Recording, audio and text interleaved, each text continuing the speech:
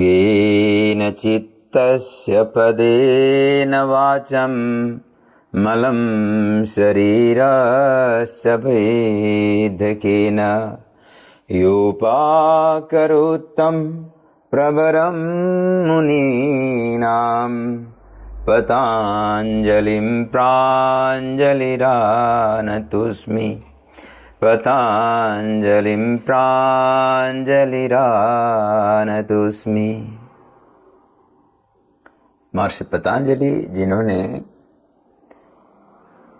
Mind के purification के द्वारा आध्यात्मिक उन्नति के लिए योग विज्ञान और शारीरिक स्वास्थ्य को बेहतर करने के लिए शारीरिक स्वास्थ्य विज्ञान, आयुर्विज्ञान और वाणियों में परिष्कार के लिए व्याकरण शास्त्र जैसे महान ग्रंथ प्रदान करे, ऐसे विभूति को, ऐसे महर्षि को हम स्मरण करते हैं, वंदन नमन करते हैं। ऐसे कृतज्ञता भाव के साथ हम योग साधना के अध्ययन को आगे बढ़ाते हैं। तो सबसे पहले हम 7 सीक्रेट्स ऑफ योग साइंस अर्थात सीक्रेट्स ऑफ योग साइंस इस पुस्तक का इंट्रोडक्शन से आगे बढ़ते हैं। तो इंट्रोडक्शन क्या है कि हमें ये जानना जरूरी है कि योग क्या है। योग के अगर लिटरल मीनिंग को देखेंगे तो बहुत हद तक स्पष्ट हो जाता है। योग शब्द संस्कृत शब्द योग धातु से, युज धातु से बनकर के आया है, जिसका मतलब होता है जोड़ना। अब हमारे मन में या आपके मन में ये प्रश्न आ सकता है कि हम किसको किसके साथ जोड़ते हैं। तो योग में हम मल्टीपल डायमेंशन के बारे में चिंतन करते हैं, ये मल्टीपल डायमेंशन को ऑप्टिमाइज करते हैं। अब ये हमारे शरीर में डायमेंशन क्या है, बाहर के डायमेंशन क्या है, ये भी एक विषय है जो हमें समझना जरूरी है। योग शास्त्र में हम जब शरीर के बारे में चिंतन करते हैं तो ये शरीर पंच महाभूत से बना हुआ है। यह शरीर पंचकोश, अन्नमय कोश, प्राणमय कोश, मनोमय कोश, विज्ञानमय कोश और आनंदमय कोश, इन पंचकोशों से मिलकर के बना हुआ है। इस शरीर के अंदर कई प्रकार के एक्टिविटीज हो रहे हैं, कई प्रकार के सिस्टम काम कर रहे हैं। अगर मैग्नेटिक फील्ड के हिसाब से देखते हैं तो नॉर्थ पोल और साउथ पोल इसके अंदर है। अगर हम मेल एनर्जी फीमेल एनर्जी के हिसाब से देखें तो मेल एनर्जी भी फीमेल एनर्जी भी एक ह्यूमन बॉडी के अंदर होती है। मेल के अंदर भी फीमेल एनर्जी रहता है और फीमेल के अंदर भी मेल एनर्जी रहता है। पॉजिटिव एनर्जी और नेगेटिव एनर्जी भी हमारे अंदर है। इसी तरह से हैप्पी हार्मोन से लेकर स्ट्रेस हार्मोन तक भी हमारे शरीर के अंदर है। और इस प्रकार के तमाम प्रकार के जो अपोजिट एनर्जी काम करते हैं, इन सब के बीच में बेस्ट इक्वेशन स्थापित करने का साधन अगर कोई हो सकता है तो वह योग साधना है। तो इस प्रकार से हम सभी डायमेंशन को जोड़ करके संतुलित करते हैं और इसकी परिभाषा को थोड़ा सा चिंतन करते हैं तो इसका और ज्यादा स्पष्टता होता है। और परिभाषाओं के बारे में चिंतन करते हैं तो मुख्य रूप से योग सूत्र में प्रदान किया गया महर्षि पतंजलि द्वारा लिखित सूत्र सबसे महत्वपूर्ण हो जाता है। तो महर्षि पतंजलि योग के बारे में चिंतन करते हुए शुरुआती श्लोक में ही कहते हैं, अथा योगानुशासनम। योग एक अनुशासन है। या दूसरे पर्सपेक्टिव से देखते हैं तो आइए योग को और अनुशासनबद्ध करते हुए अध्ययन करते हैं, समझते हैं, चिंतन करते हैं। तो अनुशासन के बगैर योग नहीं हो सकता, इससे ये स्पष्ट होता है। अब अनुशासन के लिए हमारे शारीरिक अनुशासन, मानसिक अनुशासन, भावनात्मक अनुशासन, आहार अनुशासन से लेकर के अनुशासन के भी मल्टीपल डायमेंशन पहलू हो सकते हैं। तो हम अनुशासन के साधना को ही एक तरह से योग साधना कह सकते हैं। तो हमारे शरीर के अंदर या बाहर जितने भी चीजें हमारे से जुड़े हुए विषय होते हैं उसमें कहीं ना कहीं मन का योगदान होता है, मन का भूमिका होता है। अगर अनुशासन को पालन करना है तो मन के ऊपर नियंत्रण डेवलप करना जरूरी होता है, क्योंकि मन चंचल है। इस चंचल मन को जब तक हम अनुशासित नहीं करते हैं तब तक हम भटकते रहेंगे, कभी इधर कभी उधर। हमें चाहे कुछ भी मिले, जब तक मन अनुशासित नहीं होता हम पूर्ण रूप से संतुष्ट नहीं हो सकते। जैसे उदाहरण के तौर पर एक किसी व्यक्ति के पास कोई साधन नहीं था तो उसके लिए साइकिल मिल जाना भी बहुत बड़ी बात है। लेकिन जिस दिन उसको साइकिल मिल जाए उसी दिन से वो आसपास में लोगों को देखने लगता है कि मैं साइकिल लेकर के घूम रहा हूं, आनंद में घूम रहा होता है। जाते आते रास्ते में किसी को उससे बेहतर साइकिल चलाते हुए जब देखता है तो ये ह्यूमन साइकोलॉजी है कि उसको लगता है कि ये साइकिल तो उतनी काम का है नहीं, ये तो दूसरे साइकिल तो इससे अच्छे हैं। अब वो कंपैरिजन जैसे आने लगता है, धीरे धीरे उस साइकिल में उसको खुशी मिलना ही कम हो जाता है और उस साइकिल से उसको अपग्रेड करने का दिल करता है। मान लो स्कूटर या मोटर बाइक में अगर ये भी मिल जाए तो देखते देखते कुछ ही दिन में उसमें से उसका खुशी बंद हो जाता है मिलना, फिर वो दूसरे ऑब्जेक्ट की ओर चिंतन करने लगता है। ऐसा साइकिल आगे बढ़ता रहता है। फिर साइकिल से मोटरसाइकिल, मोटरसाइकिल से कार, कार से बेहतर कार, बेहतर कार से फिर अन्य, ये तो गोल पोस्ट चेंज होता ही रहता है। ऐसे अवस्था में व्यक्ति अंदर से बहुत ज्यादा विचलित हो जाता है, भटकने लगता है और व्यक्ति के आंतरिक ऊर्जाओं में असंतुलन पैदा होता है, जिसके कारण फिर तनाव और तनाव जनित और कई सारे हेल्थ कॉम्प्लिकेशन के साइकिल में फंस जाता है। इससे बचने के लिए मन पर नियंत्रण का साधना आवश्यक है और योग साधना उसी मन को साधने का साधना है जिससे सभी प्रकार के ऐसे विचलन दूर हो सके। तो इसमें महर्षि पतंजलि का जो परिभाषा है वो कहते हैं योगश्चित्त वृत्ति निरोधा। पहले चैप्टर में वो इसके बारे में शुरुआत में बताते हैं। चित्त वृत्तियों का साधना अर्थात चित्त वृत्तियों का निरोध का साधना योग है, अर्थात उनको संतुलित करने का साधना योग है।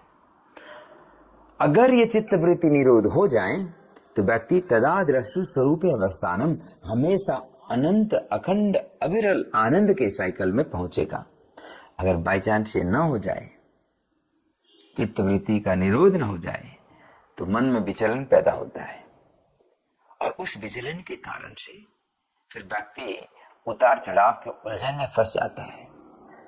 तदा दृष्टि स्वरूपे अवस्थान, अगर हम मन को नियंत्रित कर पाए तो अपने वास्तविक ज्ञाता दृष्टा स्वरूप ईश्वरीय स्वरूप को अनुभव कर पाते हैं। लेकिन अगर नहीं हुआ तो फिर जीवन कष्ट कर लगने लगता है।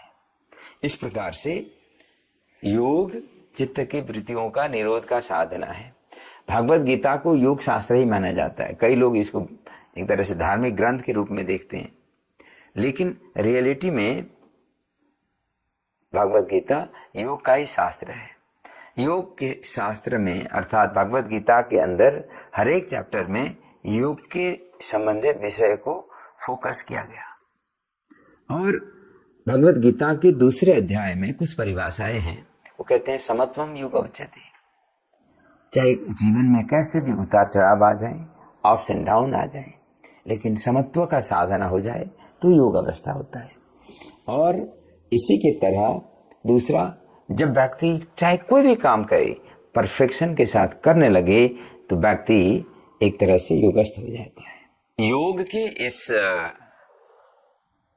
मीनिंग को और एलैबोरेट करने के लिए योग की परिभाषाएं सहयोगी हो सकते हैं। योग की परिभाषा में सबसे महत्वपूर्ण अगर देखा जाए तो भागवत गीता और योग सूत्र के अंदर की परिभाषाओं को लिया जा सकता है। और योग सूत्र में महर्षि पतंजलि कहते हैं योगश्चित्त वृत्ति निरोध, चित्त की वृत्तियों का निरोध का साधना योग है। चित्त अर्थात मन, मन में आने वाली वृत्ति अर्थात तरंग, उतार चढ़ाव, फ्लक्चुएशंस, इन पर नियंत्रण करने का साधना। और मन पर नियंत्रण करने के साधना को एक प्रकार से राजयोग कहा गया। इसीलिए महर्षि पतंजलि के जो दर्शन है इसको राजयोग का मूल ग्रंथ में माना जा सकता है। अर्थात अष्टांग योग जो महर्षि पतंजलि चर्चा करते हैं वही राजयोग का मूल शास्त्र है। और चित्त के वृत्तियों का निरोध अगर हो जाता है तो व्यक्ति अपने वास्तविक ज्ञाता दृष्टा स्वरूप में रह पाता है, जिससे अनंत अखंड आनंद के अवस्था को प्राप्त हो सकता है। और अगर नहीं हुआ तो व्यक्ति फिर उतार चढ़ावों के जंजालों में पेंडुलम की तरह लटकता भटकता रहता है। तो ये चीज है। और नेक्स्ट क्या है? समत्वम योग उच्यते। योग समत्व का साधना है, हर कठिन परिस्थितियों में भी सम रहने का साधना, समत्वम योग उच्यते। तीसरा जो परिभाषा है ये भी भगवद गीता के चैप्टर 2 के अंदर ही दिया गया। तो वहां योगेश्वर श्री कृष्ण कहते हैं योगा कर्मसु कौशलम, योग अपने कर्मों में कुशलता ले आने का साधना भी है। और आगे देखेंगे तो योग का जो जर्नी है, योग का जो यात्रा है, शुरुआती समय में अगर देखेंगे तो ये कैसे शुरू होगा। कई बार लोगों को लगता है कि हमारा जो सिविलाइजेशन है बहुत पुराना सिविलाइजेशन है, गरीब दुखियों की हालत का लोगों का सिविलाइजेशन है, लेकिन रियलिटी में हमेशा ऐसा नहीं है। उतार चढ़ाव तो जैसे जीवन व्यक्तिगत जीवन में होते हैं ऐसे ही पारिवारिक सामाजिक जीवन में भी होते हैं। तो हमारा जो एक तरह से सामाजिक जीवन विभिन्न कारण से विस्थापित होकर के, तो योग के परिभाषा को जब हम चर्चा करते हैं तो योग के भावार्थ शब्दार्थ को और ज्यादा एलैबोरेशन मिल सकता है। तो योग के अगर परिभाषा को देखते हैं तो सबसे महत्वपूर्ण परिभाषाओं को अगर हम ढूंढेंगे तो महर्षि पतंजलि द्वारा लिखित योग सूत्र का परिभाषा और भागवत गीता में दी हुई परिभाषाओं को लिया जा सकता है। और महर्षि पतंजलि योग सूत्र के अंदर योग को परिभाषित करते हुए कहते हैं योगस्य चित्त वृत्ति निरोध, अर्थात चित्त में आने वाले उतार चढ़ाव अर्थात मन में आने वाले फ्लक्चुएशंस को नियंत्रण करने का साधना या नियंत्रण की अवस्था को योग माना जा सकता है। अगर ऐसे अवस्था को हम प्राप्त करते हैं जिसमें मन में फ्लक्चुएशन ज्यादा ना हो तो व्यक्ति तदा दृष्टु स्वरूप अवस्था ना, मतलब हमेशा आनंद की अवस्था में, ईश्वरीय स्वरूप की अवस्था में रह पाता है। अगर ये नहीं हुआ तो फिर व्यक्ति बिल्कुल पेंडुलम की तरह लटकता रहता है, भटकता रहता है। तो इसीलिए ये योगस्थ होने का साधना बहुत महत्वपूर्ण है। और इसके साथ साथ भागवत गीता में योगेश्वर श्री कृष्ण अर्जुन से कहते हैं कि समत्वम योग उच्यते। अर्जुन जैसे डिप्रेशन की अवस्था में आए हुए हैं, उस समय भगवान कृष्ण अर्जुन को उपदेश देते हुए कहते हैं कि पार्थ, तो जिस तरीके से उतार चढ़ाव से जी रहा है ये ठीक नहीं है। ऐसे में समत्व में रहने की जरूरत है। चाहे कैसा भी हो, कैसा भी कष्ट हो रखा हो, कैसा भी दुख हो रखा हो, चाहे किसी भी प्रकार की तकलीफ हो, हमेशा समभाव में रहना जरूरी है। समभाव में रहते हैं तो वही योगस्थ अवस्था है। इसी तरह से फिर आगे कहते हैं योगा कर्मासु कौशलम, हर एक कार्य चाहे कुछ भी कर रहे हो उसमें परफेक्शन आना जरूरी है। अगर आप जो भी काम कर रहे हो वो परफेक्ट होते हैं तो आप अपने आप ही समय के साथ योगस्थ होने लगते हो। तो इस प्रकार से हर एक कार्य को परफेक्शन के साथ करना और ईश्वर में मन लगाए रखना, ये योग साधना के पार्ट हो जाते हैं। तो योग की शुरुआत कैसे हुआ होगा इसके संदर्भ में बहुत सारे चिंतन हैं। अब उन चिंतनों को देखेंगे तो योग का जो शास्त्रीय शुरुआत हुआ है इससे भी बहुत साल पहले से, इनफैक्ट हजारों साल पहले से योग प्रचलन में था, इसके एविडेंस मिलते हैं। तो इतनी पहले अर्थात 10-12 हजार साल पुराने तो आज के समय में भी योग के आसन से संबंधित, प्राणायाम ध्यान के मुद्राओं से संबंधित ऐसे रेफरेंस मिल जाते हैं। लेकिन अब इतनी पहले हमारे पूर्वज योग को क्यों डेवलप कर रहे थे, इसका चिंतन मन में होना भी जरूरी है। तो लगता है कि उस समय मानव जीवन में जो भी आवश्यकताएं थे उन सारे आवश्यकताओं को पूरा करने के बाद व्यक्ति लिबरेशन के और आगे बढ़ते समय उनको लगा होगा कि जो भी जीवन के सारे उपलब्ध रिसोर्सेस है उनसे भी बियॉन्ड जाया जा सकता है या जाना होगा। तो इस और ऐसा चिंतन आया होगा, तब उन्होंने योग के साधना के बारे में चिंतन करते हुए खोज किए होंगे। और इस प्रकार से देखा जाए तो ह्यूमन लाइफ को नए लेवल तक ले जाने के लिए योग का आविष्कार हुआ हो सकता है। तो इसके आदि योगी कौन है? भगवान शिव को आदि योगी माना जाता है। आदि मतलब प्रथम गुरु अर्थात आदि योगी भगवान शिव को माना जाता है। तो वहां से योग का साधना आगे बढ़ा। समय के साथ कई बार सिचुएशन ऐसा हो जाता है कि लोग हर चीजों को, उपलब्धियों को अपने हिसाब से यूज करना चाहते हैं। तो ऐसे में कई लोगों ने योग को वास्तविक रूप में फॉलो ना करते हुए उसमें कुछ तंत्र मंत्र इस तरह के जादू टोना मिक्स करके इसको एक प्रकार से डरावनी बना दिए। इसीलिए मॉडर्न समय में भी इसके रिलेवेंस को चिंतन करते हुए हम आज के समय में योग को साइंटिफिक साधना के रूप में अभ्यास करते हैं। इससे व्यक्ति का शारीरिक, मानसिक और भावनात्मक स्वास्थ्य में सुधार होता है, ट्रांसफॉर्मेशन सुनिश्चित किया जा सकता है। तो इस प्रकार से योग वर्तमान समय में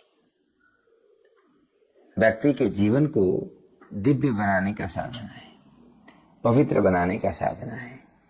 और समय के साथ अभ्यास को निरंतर करने के बाद ये ट्रांसफॉर्मेशन किसी के जीवन में भी घटित हो सकता है। इस प्रकार से जो योग का यात्रा बेशक कुटियों से, जंगलों से शुरू हुआ हो, लेकिन मॉडर्न लाइफ में भी इसका उतना ही रिलेवेंस, उतना ही यूजफुलनेस और इफेक्टिवनेस होगा। और आज के समय में योग कोई जादू टोना नहीं, योग विज्ञान की कसौटी पर पूरी तरह से खरा उतरा हुआ विषय है। यही कारण है कि आज पूरा वेस्ट और अमेरिकन रीजन भी इस योग को सही ढंग से जानने के लिए उत्सुक है और प्रयास करते हैं। और इससे व्यक्ति का सभी डायमेंशन खुल जाता है। इससे व्यक्ति अंदर से पूरी तरह से प्रज्वलित हो जाता है। ऐसे में नेगेटिव एनर्जी, नेगेटिव ऑरा आने का संभावना ही नहीं होता है।